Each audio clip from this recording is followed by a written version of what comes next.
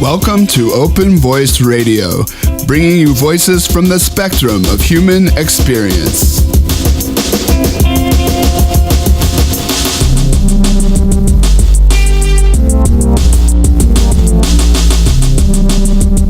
Welcome to Open Voice Radio. My name is Josh Kurz-Burchard. My guest today is Mighty Flipside, ESQ. He is a Philadelphia rap legend and mover and shaker in Philadelphia's arts and culture scene. Philadelphia Metro said about Flip, this Philly underground legend has been involved with the art of emceeing since he was 8 years old. He developed a style so diverse that he shared stages with Exhibit, Nelly, Jedi Mind Tricks, Cool Keith, Del the Funky Homo Sapien, P-Funk All-Stars, and members of the Grateful Dead. That diversity stems from growing up in the golden era of hip-hop, with artists ranging from De La Soul to NWA, from Public Enemy to Kid and Play. The artists and sound of that era had a huge influence on his lyrical style and his global point of view.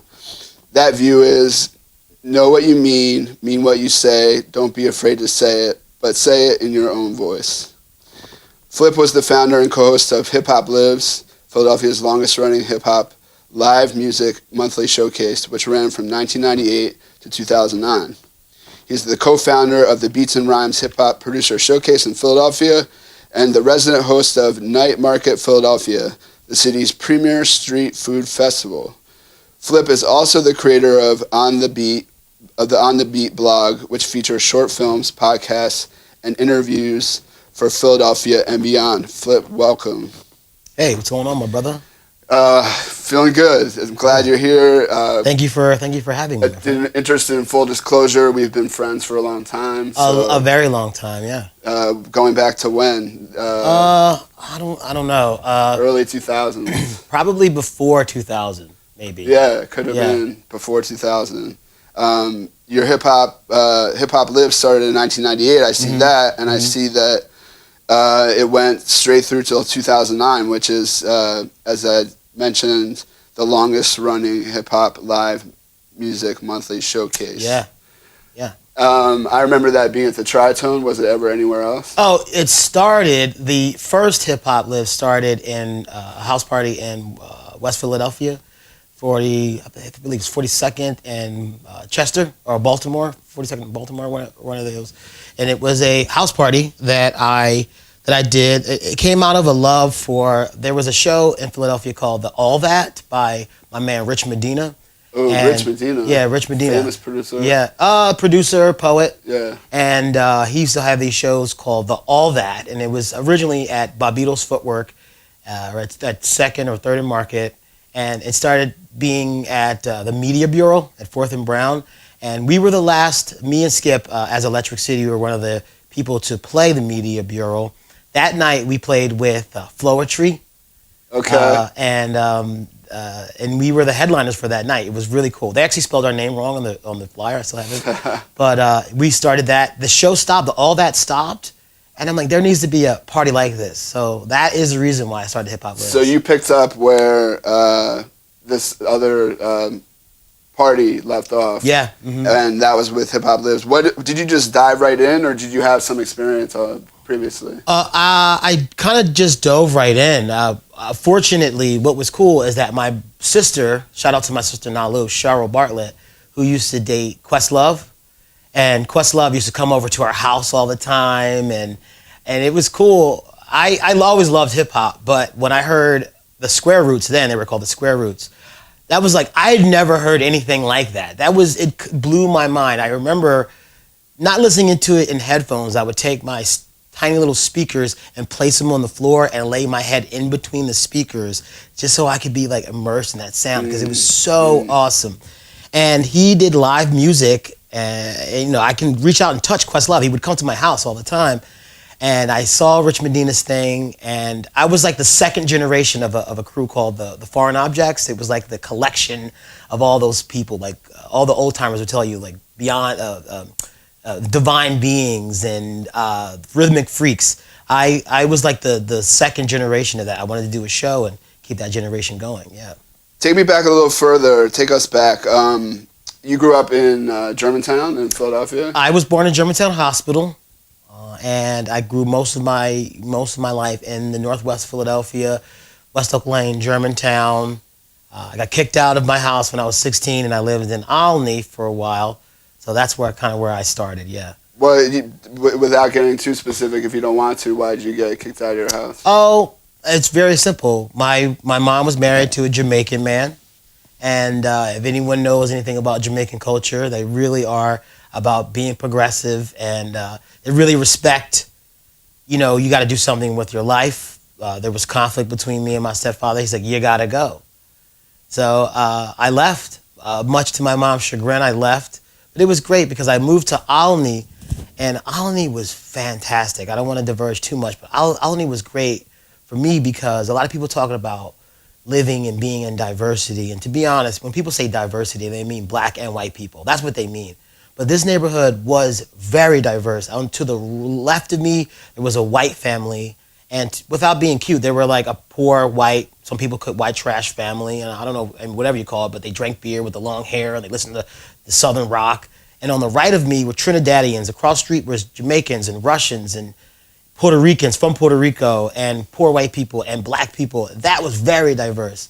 So it really shaped my scope of people in general. So I loved that I moved to Olney. Yeah. So a diversity of nationalities, ethnicities, cultures, religions. and yeah, not even that. Just yes, all those things, but diversity in economic backgrounds as well, and religious backgrounds. Really very diverse. Having people who were from India, who were Indian and Christian, or Indian and then they were Hindi. You know, very, very different, diverse, and I really did appreciate that scope. Yeah.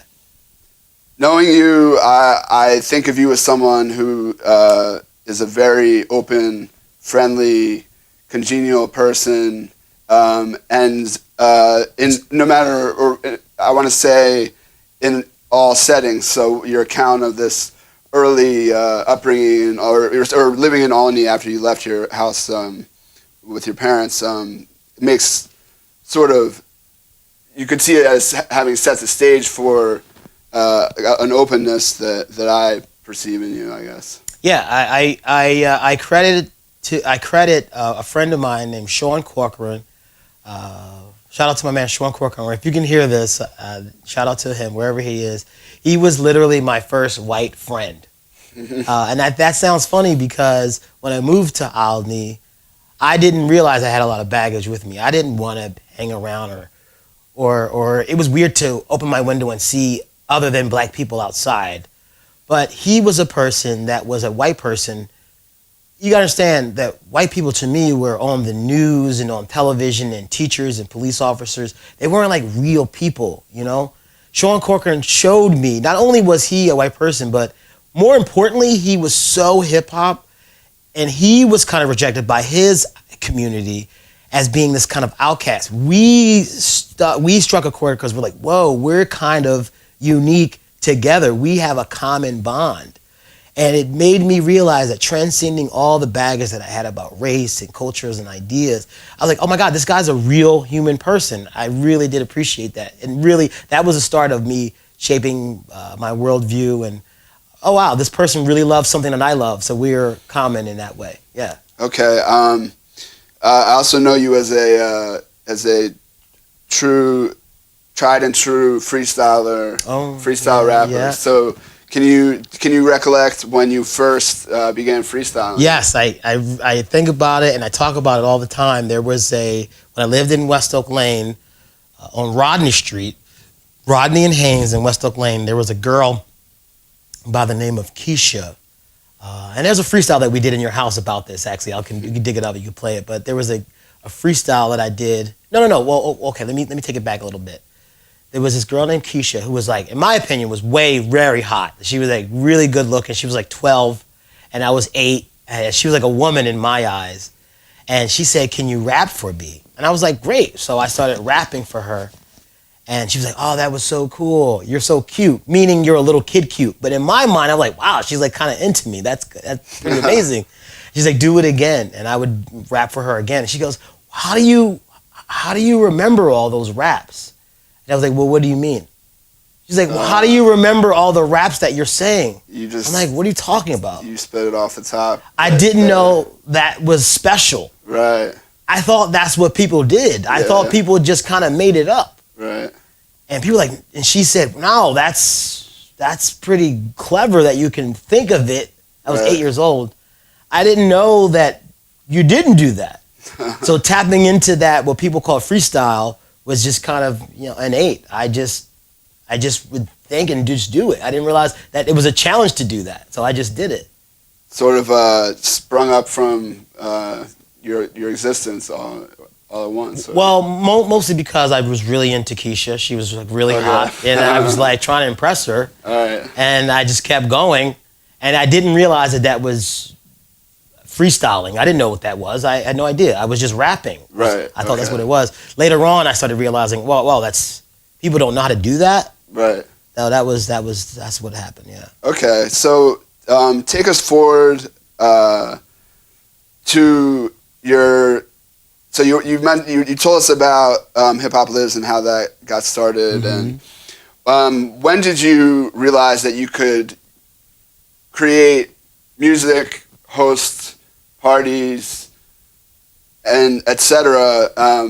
For as a kind of not just an art, but as a business, as a way of earning money, or were you earning a lot of money from that? Well, here's something that we've known each other for a long time. I don't know if you know this, but when I was 16 years old, I always loved rap. I surrounded it. I adorned it. I took it on as my identity, and I really did pursue it really, really hardcore early on in my years. When I was 13, I was writing songs, full-fledged rap lyrics and songs, and you meet other people. That was a time where people had rap crews and like this was what early kind of 90s. crews were around? Shout out to my man Syntax, who was in a group called Il Pro Style or Schools of Thought. They were one of the people that was part of what I was going on. What's up, brother? How you been? Good, chilling. Good to see you. You guys done this room? No. Yeah. We're in the middle of it. Yeah. So it started out with shout out to my man B-Roll. This kid walked in. It's all good. So it started off with my crew. My man, we called him Brown, and there was a crew. I don't know if you remember, there was a crew long ago called Schools of Thought. Schools of Thought was a guy. His name was Carl, but I was the one that named him Syntax. We were in a crew for a long time. When I was 16 years old, I wanted to have a job, and I started doing jobs with my uncle, who was like a rug cleaner or something like that.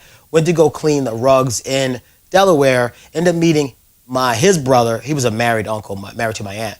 So he ended up being Taj, who was a producer for this record named Rough House Records. Rough House Records. So he really liked me, and we were in Rough House Studios at 16 with Cypress Hill, with Mariah Carey, with Boyz II Men, and it was like we were really doing it. We had a deal on the table. The name of my group was called Rhythm Deposits, and there were two groups that were about to get signed next on Rough House. It was us, Rhythm Deposits, and this group called then they were called the Refugees, and we were in Studio 4. We got kicked out for graffitiing. I remember all that.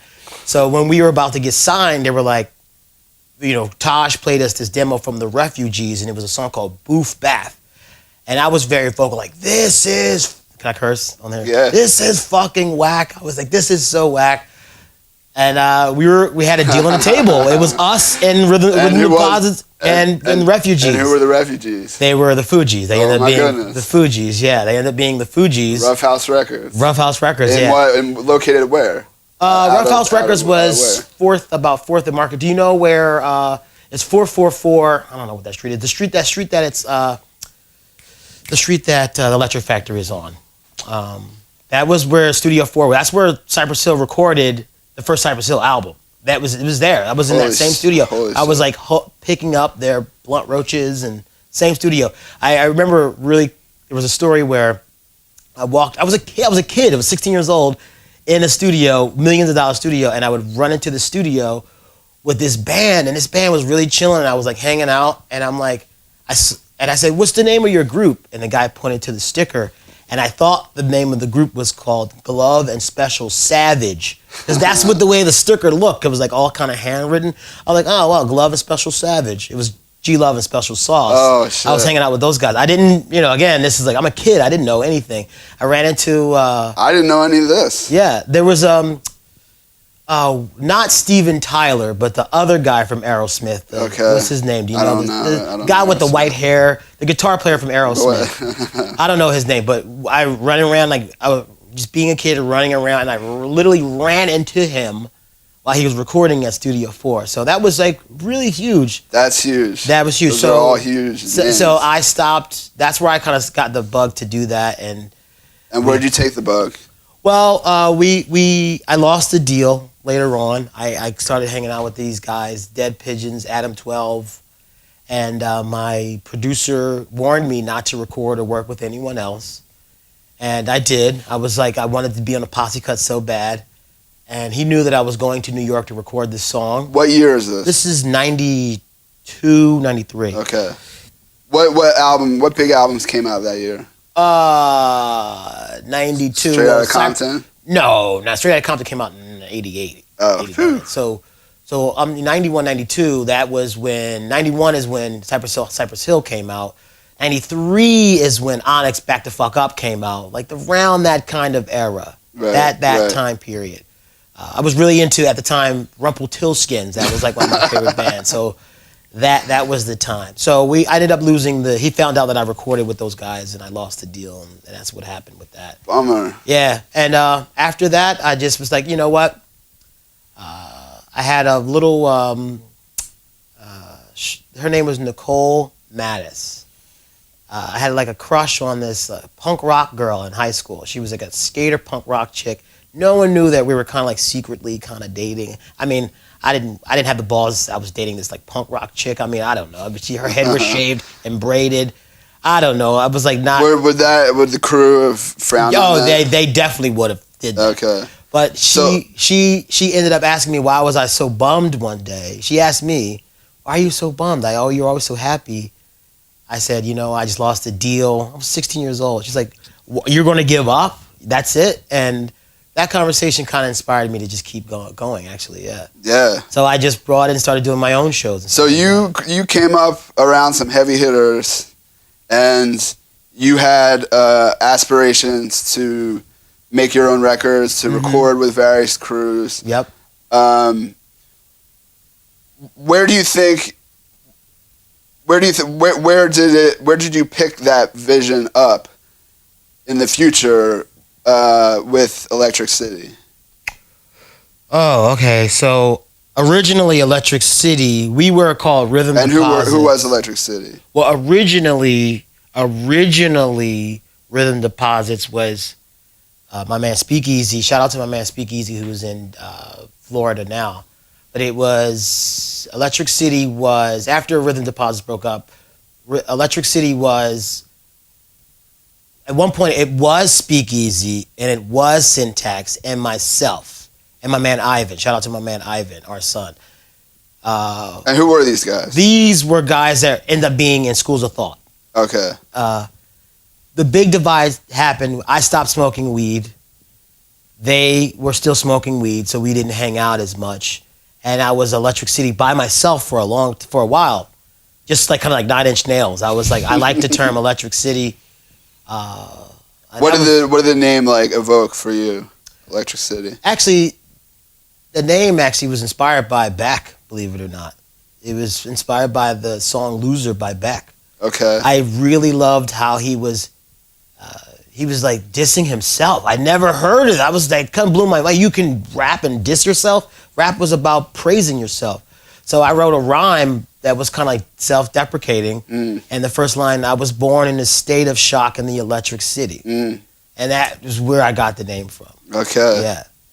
State of shock in the Electric City. Yeah. In other words, what is it? Can you expand on that at all? Electric City. Well, where I used to take the L a lot, travel back and forth, and as I was traveling through night, I would look at the lights of the city, and I would listen to a Tribe Called Quest, and I said, I want to make music like that. When I look at those lights, Electric relaxation. not necessarily that in particular, but just the sound and that vibe. I want to make music like that, so I named my group that. But also electric, by definition, means full of fire and energy and able to communicate it. So I thought that was a clever way to place it. But more importantly, Philadelphia, the place where electric was born, started with Ben Franklin. It also represents Philly. Electric City is Philly. Yes. Somehow it's Scranton, Pennsylvania. That's called Electric City somehow. But yeah, that's where the name comes from. Yeah. So you were a one-man crew in Electric City. What year is it?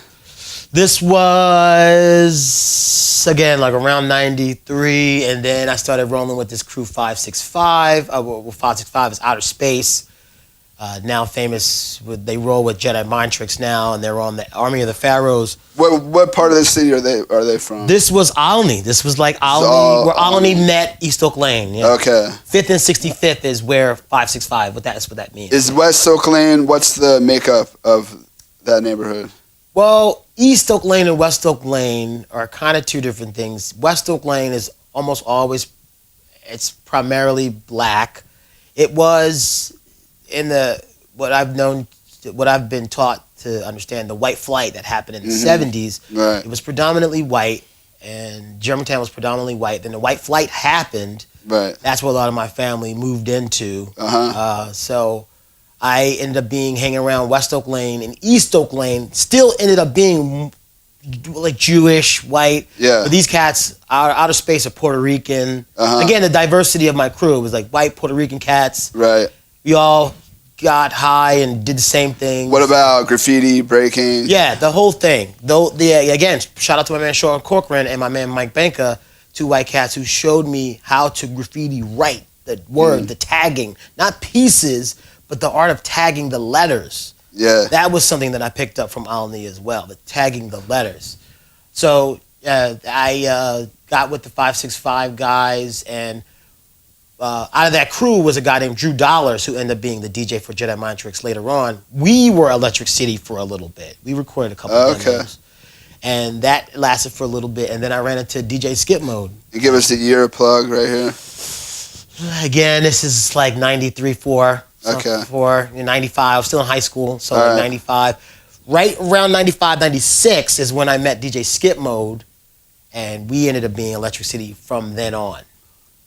The Electric City that I knew. The Electric City that kind of the, quote, world knows is me and DJ Skip Mode, yeah. And where did you and Skip take, what were your first songs, your first recorded material? So I met Skip at a friend, Mike Salvi, who actually does a lot of podcasts too. He does In the Fed. In the Fed. He's like, shout out In the Fed. You know In the Fed? No, but In the Fed is a big organization who's down with a lot of people that you are down with. He has a podcast as well. But I ran over his house, and we were hanging out, and I saw this white kid driving up, listening to Broken Language by Smooth the Hustler and Trigger the Gambler. Really obscure kind of rap at the time. And I knew my shit. And I'm like, what the hell does this, in my mind, this scraggly white kid know about this? He didn't seem like the kind of white kid what was he rapping about? No, he was just driving up, listening to it. So he didn't look like the white kids I knew in Alani. I still had the hats and the haircuts. Right. Skip was like, he looked like he could be like a beer drinking, kind of like almost rednecky white kid. I'm like, how do you know about this?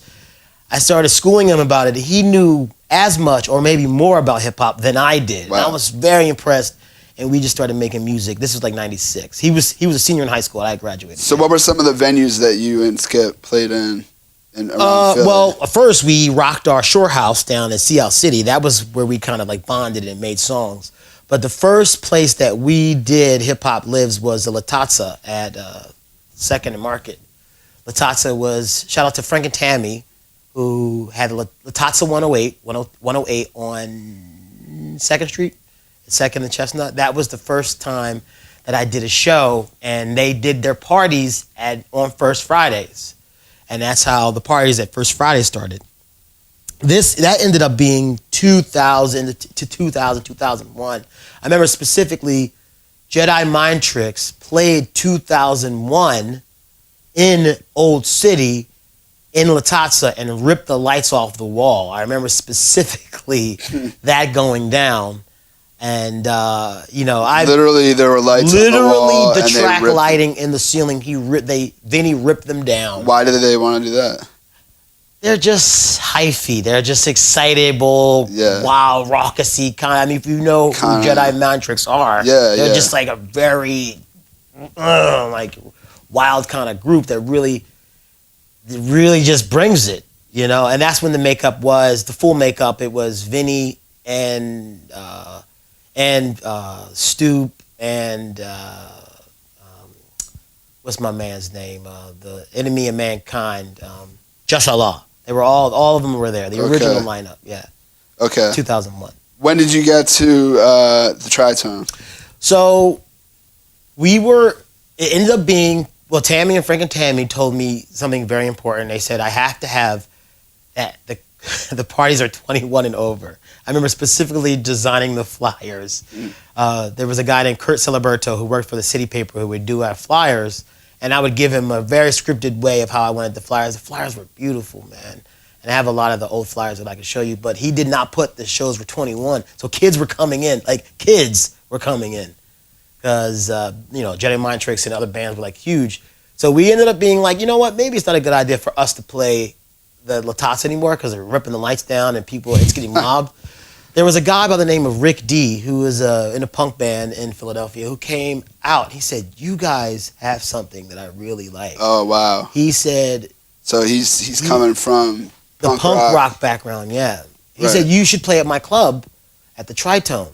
And I was like, it got to be First Friday, because we had our kind of First Friday thing going at that point.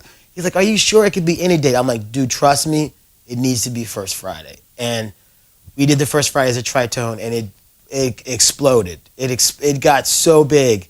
It got so big. Filled the space. Yeah.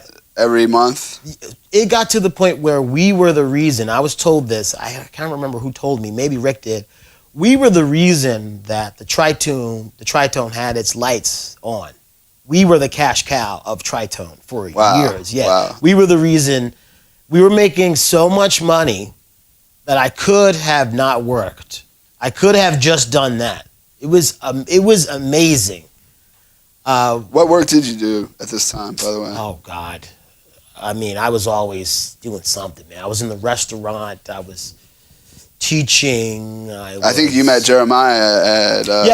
our friend Jeremiah, we met him at the Warm Daddies. I was Warm Daddies server. I was a mess. My heart was really into that. I was really into just hip hopping, Yeah. So I just was a server, whatever. I just kind of hung out and, but hip hop was what I did. I mean, we made so much money that I didn't have to work, but I just kind of chose to work. I knew that I had a girlfriend who was kind of like a professional lady. She was the one who's like, you need to work. I wanted to be I still have a job. I didn't want to be such a bum. Yeah. But it was pretty big. Yeah. That's big. That's huge.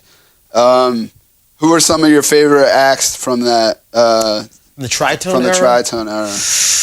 Oh man, we had Dice Raw came through. That was exciting. I think I was there actually. Yeah. I remember Dice Raw was there. Last Emperor was there. One of my favorites was Grand Agent. That was one of my favorite shows. That was amazing. Grand Agent. There was See Knowledge of Diggable Planets played. He's from Philadelphia. He's from Philly, yeah. And did you use your networks? Were you using your contacts throughout, the community in order to set up these acts? Was that how it worked? So the way that I set it up was, it was kind of foolproof. People were like, how do I get in? After a while, I mean, at first I used to beg people to play. And after a while, people were like, oh, how do I do it? How do I get on? And my line of work, my pitch was, just come to the show and we could talk about it then. It was just getting them to come in and buy a ticket to come into the show. Right. But we would always open the mic up at the end of the night. That was very important. We always opened the mic up. So people would come to the show just to rock. Right. So you'd have aspiring MCs, 21 and over, yeah, who came to get their shine for a little while. Yeah, so a lot of the networking came from that. A lot of local groups from the Philadelphia area and the New Jersey area. Shout out to Jersey and Delaware who came out too. So there was a guy named Mike something other, Mike Genius or something from Delaware. Sorry, I forget your name, brother. But it was Mike Genius or something like that. And then it was Hezekiah from Delaware who came and did a couple shows. Gennaro Jarrell. I don't think he played Tritone. Yeah, Gennaro Jarrell played Tritone. Yeah, Gennaro Jarrell. I don't know if you know Gennaro Jarrell. Well, that's the same guy who did the J.J. Doom album, who just put the J.J. Doom album out a few years ago. He played Hip Hop Lives. That was really cool. And, a lot of different artists that played, yeah. So you're really like a center, at the center of this community of MCs from the greater Philadelphia area and beyond too, I imagine. What did you do to get yourself performing and out on stage? Well, we played the shows. We booked the shows. Come on down, man. Come through. It's all good. So we played the shows, and I always put myself on the bill. Me and Skip played every show. But what was magical about it, not just us. I mean, I love performing. I loved putting our records out. That was great. But we had a different live band every month. That was a special thing too. Not only that was threefold because I had a live band and I knew enough to know because I actually toured a lot with the band Fathead for about a years.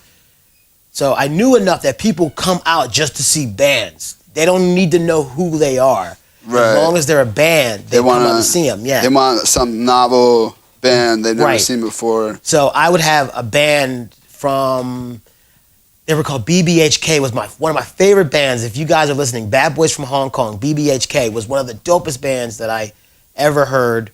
We had all different house bands. Maxwell Gast, who actually does the theme music for the TV show Louis, Louis C.K., his TV show. That band came and played. So I was in the network of the live band and also the network of MCs. So it really spread my reputation out in both of those worlds. So not only was I a centerpiece for MCs, but live musician players as well. I want to talk a little bit more about your undertakings and achievements since Hip Hop Lives. You are co-founder of Beats and Rhymes, and it's a hip-hop producer showcase in Philadelphia, and a resident of the Night Market Philadelphia, resident host of the Night Market Philadelphia, the city's premier food festival. So just take us up to speed, and let's. But then I want to get back to, the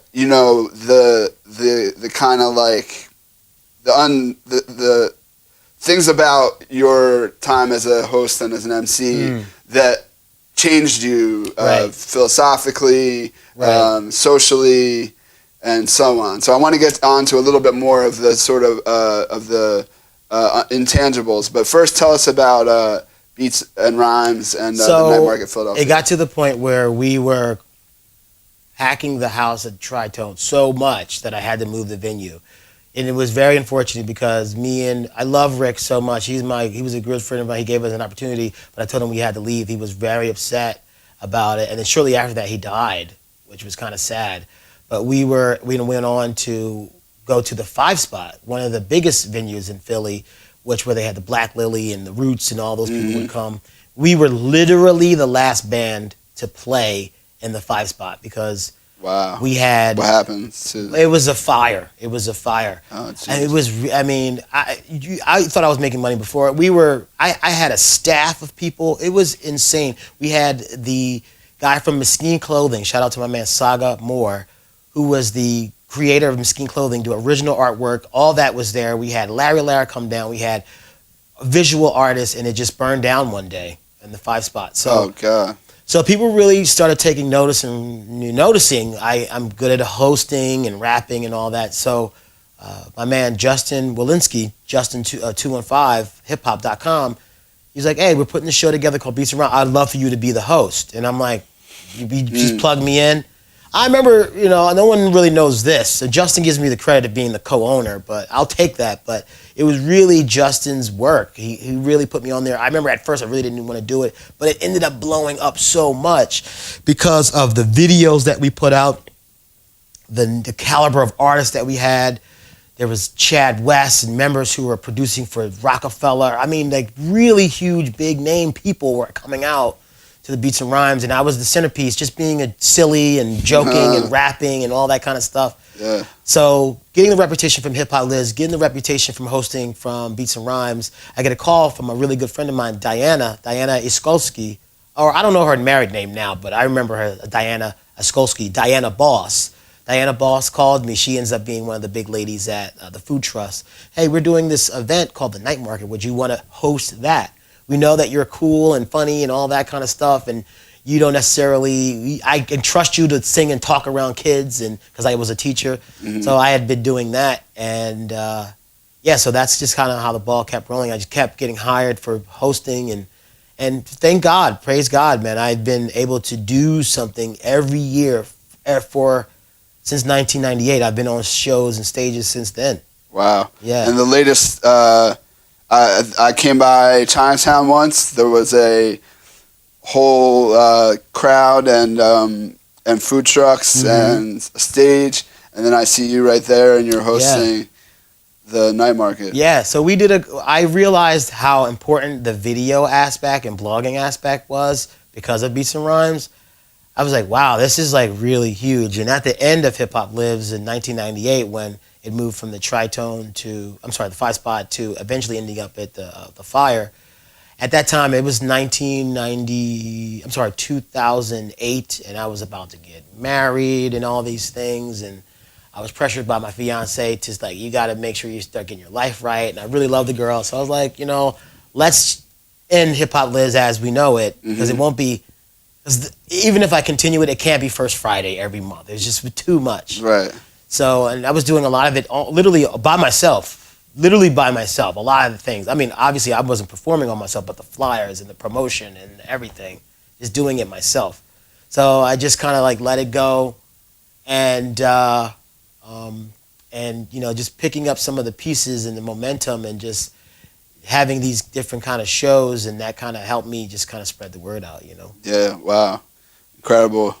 So where did it take you, like, mentally? Where did it take you spiritually? Your career in hip hop, your upbringing, your comeuppance in Olney and West Oak Lane, and what can you tell? What can you reflect on about that for us? Well, it really helped me.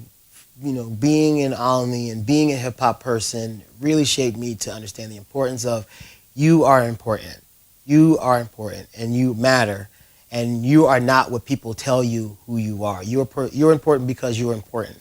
And hip hop taught me that, and being in a diverse background taught me that, and I wanted to give back. So I started hiphoplivesnow.org was an opportunity for me to do all these things that I loved, music and hip hop, and now I understand how big videos and online clips were. Started doing that for a after school program. I got kids together to do like shows. I wanted to like pay it forward, I knew how important that was. Unfortunately, the only thing that you had to do, well, this is fortunate, but the only price that the kids had to pay is that you had to have a C or above to be in the group. But kids loved the program so much that they stopped going to school and just started doing my program. And I realized that it became a distraction for the scholastics, and I really had to make a hard choice. And I pulled the plug on that because it was becoming the opposite of what I was trying to do. It became a deterrent. Like some kid literally dropped out of school and became a full-time rapper because of my program. And that was like really heavy. I was like, wow, I was not expecting you to do that. Right. So I pulled the plug on that, but I really understood the power and just paying it forward. And spiritually, it took me to a place where I know that I have responsibility in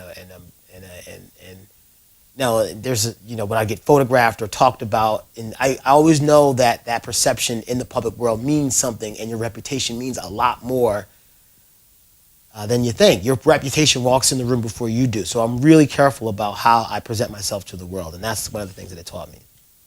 And it sounds like with youth especially, you feel a duty to present the possibilities of life and the kind of possible successes of life, and not necessarily promote dropping out or even if it's for the crowd. I feel as though do all the things that you do. If you want to be a dropout, if you want to sell drugs, if you want to do those things, if you want to be a scholar, if you want to be a dad, if you want to do anything, do it, but know that you have to be accountable for it. That's really important. Just don't frivolously do it. Just don't do it. Don't just do it and just like, hey, I'm doing this and I am accountable for it. That's what I've kind of always been preaching. If you want to do that, just make sure you can own up and be accountable for it. And if you're not willing to be accountable for it, then don't do it. That's kind of where I come from. I got you, yeah. And there's a lyric from your more recent song, I Am Everything. It says, every which way, every dog has its say. Every man has a price because everybody pays. Every bit helps, every man for himself. Everything is inside of me and everybody else. Mm-hmm. You have any thoughts or reflections on that lyric? Yeah, well, that lyric came about because this is one of the new projects that me and Skip are going to be releasing actually very soon in the next month or so. The new video from Electric City is called I Am Everything. You can probably check it out on stayonthebeat.com. Download for free. But I Am Everything, that line came about because when Skip played me that music, I knew that I wanted to say something. But I knew that it couldn't just be anything. I wanted to say everything. I wanted to encompass all this existential kind of idea that we are connected. Right. And I really don't think that people understand they want to disconnect themselves from people they don't like. Or they feel that there's a separation between them and people that they love and they don't know how to bridge the gap. My thing is, let's take it a step further and say we are literally all connected. Just think about how uncomfortable it is. Those people that you say you hate or you don't want to be like or you resent, they are you in a way. Right. So just think about those things that you want to kill and destroy. Those are you. So if you took that into consideration, you would think a little bit different when you react or when you act about all those things. So just think about that. One of the lines that did not make the song, the third verse, it ended up being too long, but one of the lines was, we are the truth, we are combined, we are Uncle Sam, we are Taliban, right? And I'm like, just think about that. Just think, we always want to excommunicate people that we hate, but those people live and love and grow up and talk and breathe and are human beings and live in a world that we do. They need food and sunlight and all those things.